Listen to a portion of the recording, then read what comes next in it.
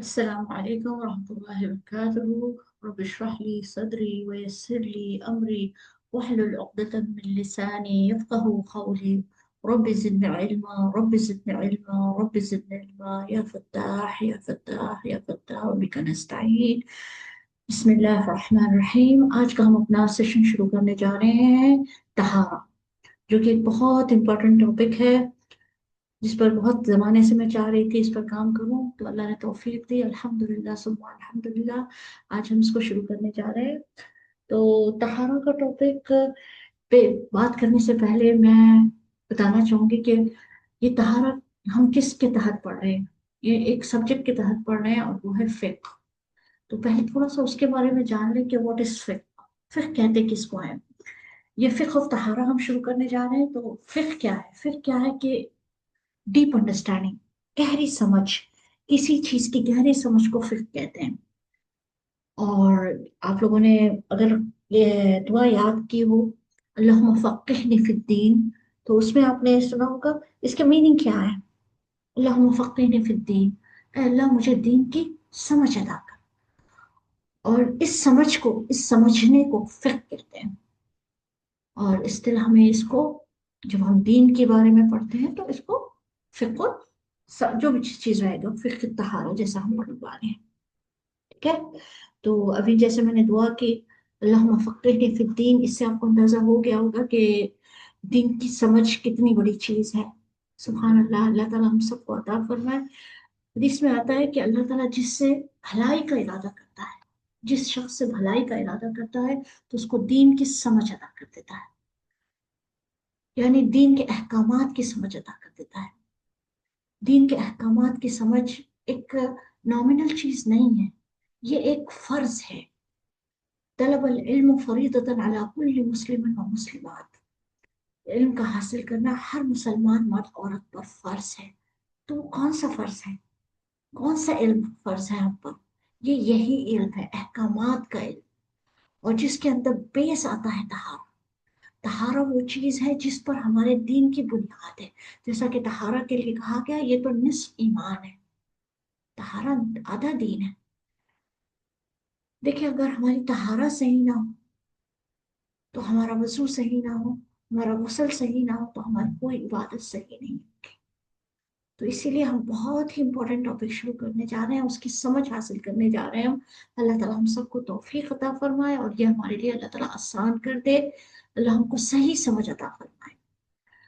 तो इल्म फिक्र हम शुरू करने जा रहे हैं। इसके चंद टर्म्स हैं जिसको मैंने इंग्लिश में डाला हुआ है, मैं उर्दू में आपको समझा दूंगी इंशाल्लाह। तो ये टर्म्स आपको बार बार रिपीट होती रहेंगी इस पूरे कोर्स के दौरान। तो इसीलिए आप इसको पहले समझ लें। पहली चीज है फर्ज। आप सुनते होंगे ये चीज फर्ज है, ये वाजिब है, ये सुन्नत है, ये मुस्तहब। लेकिन इसकी एग्जैक्ट समझ हमें होना बहुत जरूरी है। फर्ज तो वो चीज है जो कि यानी हुक्म आ गया, कुरान में जिसका हुक्म आ गया वो फर्ज है। इसमें कोई आगे पीछे की बात नहीं है, वो फर्ज है। जैसे इसके मिसाल हम देते हैं, 5 नमाजें फर्ज है, इसमें कोई कमी नहीं की जा सकती। वाजिब, ये भी फर्ज के करीब है, बिल्कुल फर्ज के करीब। लेकिन वाजिब और फर्ज में फर्क ये है कि फर्ज का इनकार करने वाला काफिर हो जाएगा, लेकिन वाजिब का इनकार करने वाला काफिर नहीं होगा। और फर्ज और वाजिब में इतना ही फर्क है कि at the end, at the least आपसे हो जाए तो ये, अगर आप छोड़ दें, अगर आप छोड़ दें तो कोई गुनाह नहीं होगा। यानी ऐसा नहीं है कि आप अपने फर्ज को छोड़ दें तो गुनाह लाजिम है। लेकिन वाजिब भी लाजिम लाजिम लाजिम है। लेकिन बहुत मजबूरी में अगर छूट जाए तो इसकी छूट है। लेकिन बाज उलमा के नजदीक इसकी भी कज़ा की जा सकती है। जैसे हमारी वितर होती है, वितर की नमाज होती है, अगर हमारी वितर की नमाज छूट जाती है, तो वितर की नमाज छूटने के बाद इसको हमने, यानी अगर हमने इरादा किया कि तहज्जुद में हम फितर पढ़ लेंगे और हमारी नींद लग गई, तो बहुत उलमा के नजदीक ये है कि अगर आपसे मुमकिन हो तो जो फजर की सुन्नत पढ़ते हैं उससे पहले आप वितर की कज़ा पढ़कर फजर की सुन्नत पढ़े। ये इख्तिलाफ है इसमें। तो ये वाजिब होता है। सुन्नत मुअक्कदा वो है जिसके आप सल्लल्लाहु अलैहि वसल्लम ने जो काम किया है اور اس کی بہت تلقین کی ہے، جیسا کہ ہماری فرض کی دو سنتیں، فجر کی دو سنتیں کہلاتی ہیں۔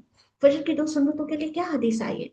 حضور صلی اللہ علیہ وسلم نے کہا کہ اگر تم دیکھو کہ گھوڑے تمہیں رونگتے ہوئے آ رہے ہوں تب بھی ان کو مت چھوڑو۔ اس کی اتنی فضیلت، اتنی فضیلت آپ صلی اللہ علیہ وسلم نے بیان کی ہے، ایسی چیز جو سنت، جو آپ صلی اللہ علیہ وسلم نے جس کی تاکید کی ہے، اور ایسا عمل جو آپ نے کبھی نہیں چھوڑا، جیسے کہ ہمارے سنت ہوتے ہیں، مغرب کے بعد کی سنتیں ہیں، اور سحر کی، چار پہلے کی، اور اس کے فرض کے بعد کی دو سنتیں، یہ بھی سنتیں موقرہ کہلاتی ہیں۔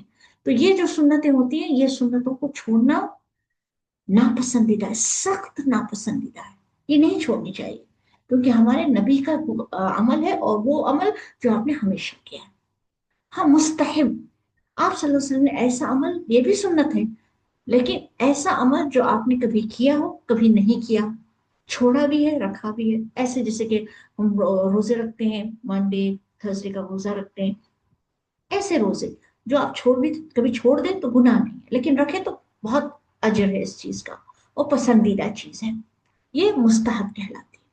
اور لاسٹ چیز آتی ہے مباح۔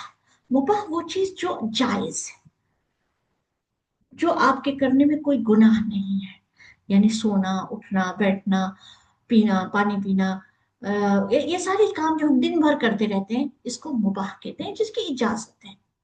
مباح کے اندر ایک بہت خوبصورت چیز یہ ہے کہ مباح ایسی چیز ہے کہ جس کو آپ چاہیں تو عبادت بنا سکتے ہیں، آپ چاہیں تو اس کو رائگاں کر سکتے ہیں، جیسا کہ آپ مباح کام ہے سونا، اور اگر آپ کی نیت ہے سونے کے وقت کہ کل میں تہجد میں اٹھوں گی، یا میں فجر میں اٹھوں گی، اور یا پھر میں ابھی سو کر اٹھ کر قرآن پڑھوں گی، یا کوئی ایسی نیت ہے جس کے بعد آپ نے کوئی اچھا کام کرنا ہے، تو آپ کی نیت عبادت ہو گئی۔ کھانا، اگر آپ کھانا اس لیے کھا رہے ہیں، جیسے کہ سحر کا کھانا ہم کھاتے ہیں تو کیا کہتے ہیں، اس میں برکت ہے، اس کو کھانا چاہیے، تو وہ کھانا بھی عبادت ہے۔ اسی طرح آپ کوئی کہیں جا رہے ہیں، اور کوئی اچھی جگہ جا رہے ہیں، کہیں مسجد جا رہے ہیں، کوئی درس میں جا رہے ہیں، کہیں جا رہے ہیں، چلنا تو کوئی عبادت نہیں ہے، لیکن اگر آپ اس جگہ کی عبادت جا رہے ہیں، وہ بھی کام بھی عبادت بن گیا۔ تو مباح ایسے کام ہے جو آپ کرتے ہیں، جائز کام ہے، اس کو چاہے تو آپ عبادت بنا دیں، یا اگر آپ کی نیت کوئی نہ ہو تو وہ جسٹ ایک جائز کام ہوگا۔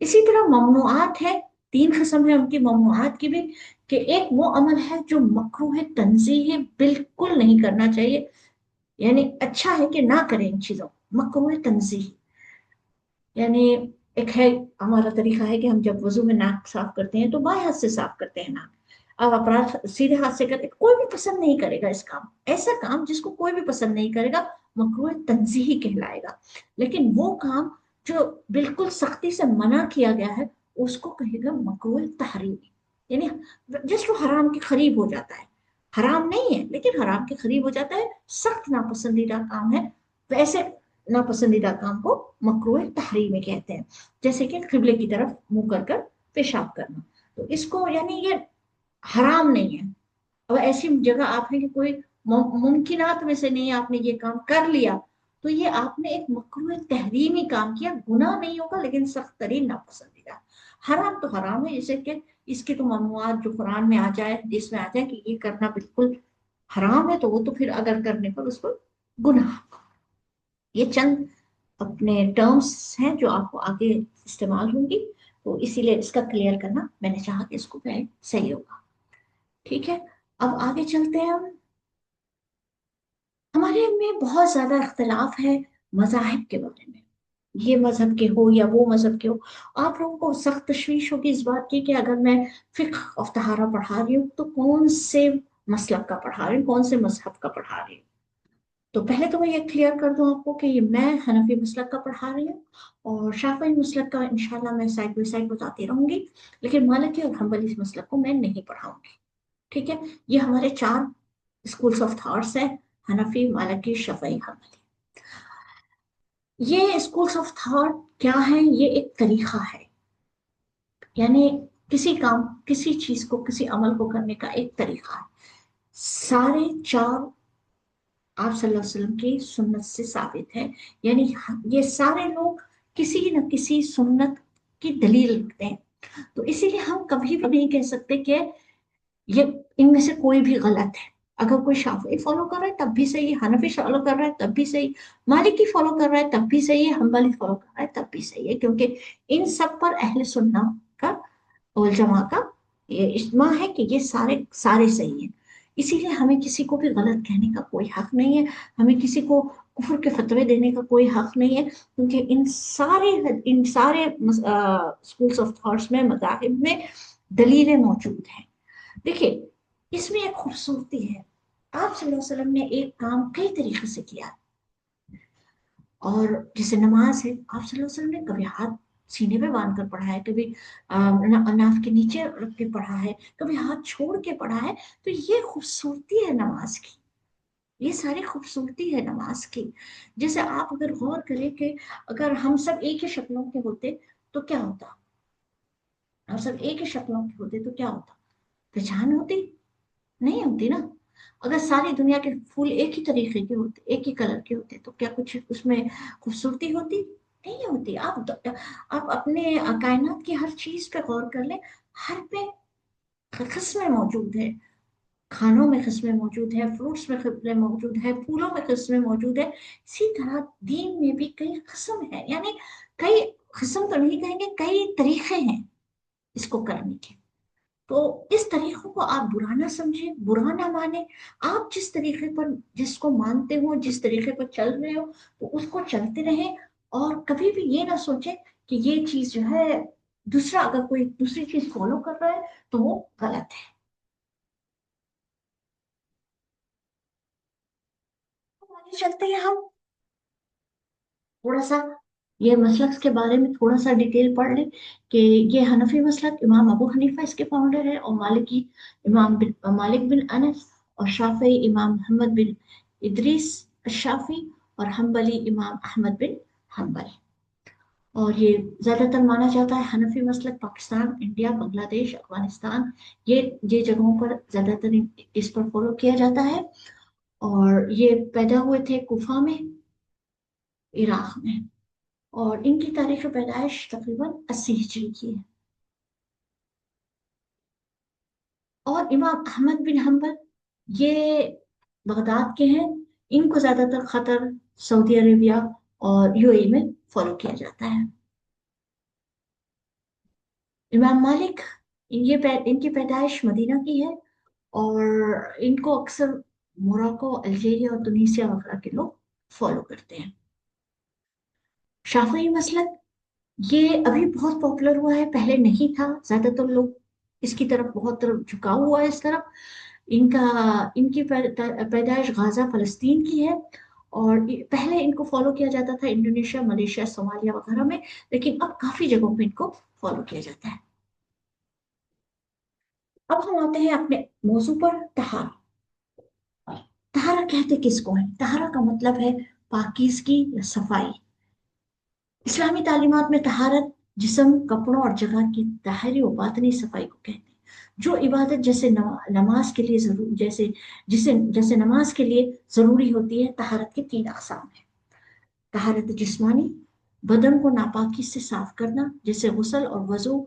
मकान, तहारत मकानी, नमाज की जगह को पाक रखना। और कल्बी, और दिल दिल यानी दिल को हसद और बुग़्ज़ कीने से पाक रखना, इसको तहारत कल्बी कहेंगे।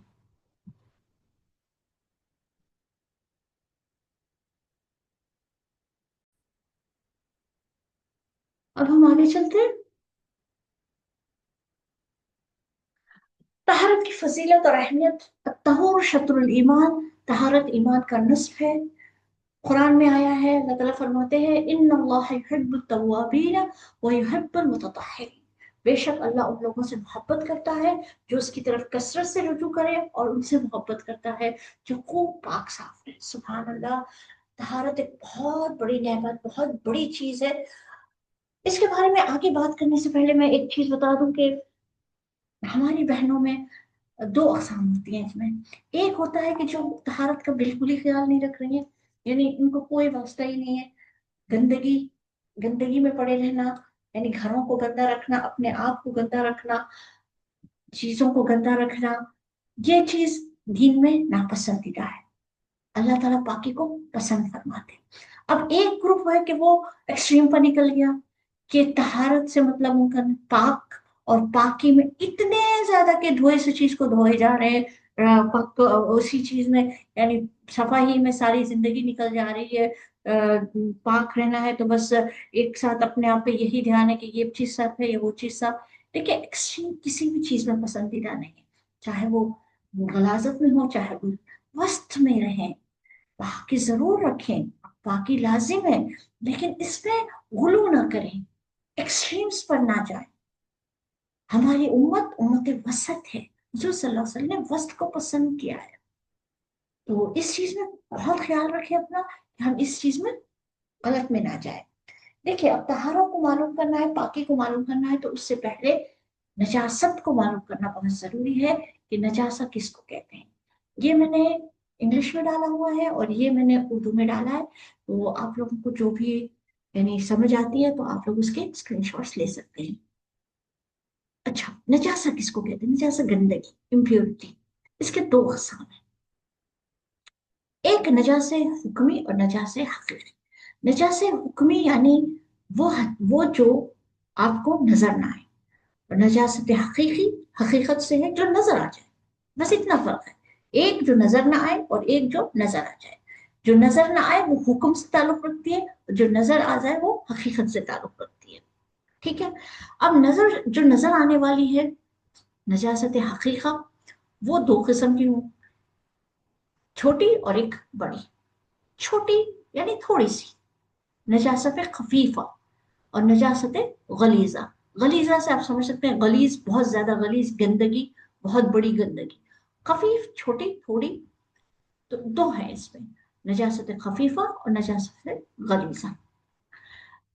और हुक्मी में भी दो है, एक हदस से अकबर और हदस से असगर। हदस से अकबर जो ऐसी हुक्मी चीज, अब जो नहीं नजर आने वाली, जैसे कि आप नहीं नजर आने वाली में एग्जाम्पल ले लें, गैस का निकलना, आपको नजर नहीं आई वो चीज, लेकिन आप नापाक हो गए। नापाकी में दो किस्म है। अब नापाकी के दो किस्म है, एक नापाकी है जो बड़ी है और एक नापाकी है जो छोटी। जैसा कि गैस निकलना है तो छोटी सी चीज है, उसके लिए आपको जो है गुस्ल की जरूरत नहीं पड़ेगी, लेकिन आप वजू कर ले तो पाक हो जाएंगे। लेकिन बड़ी नजासत जैसा कि मेंसेस है या कोई और एहतलाम है या जनाबत है, ये हुक्मी में आएंगे। तो ये चीजें जो है आपको इसके लिए गुस्ल वाजिब होगा।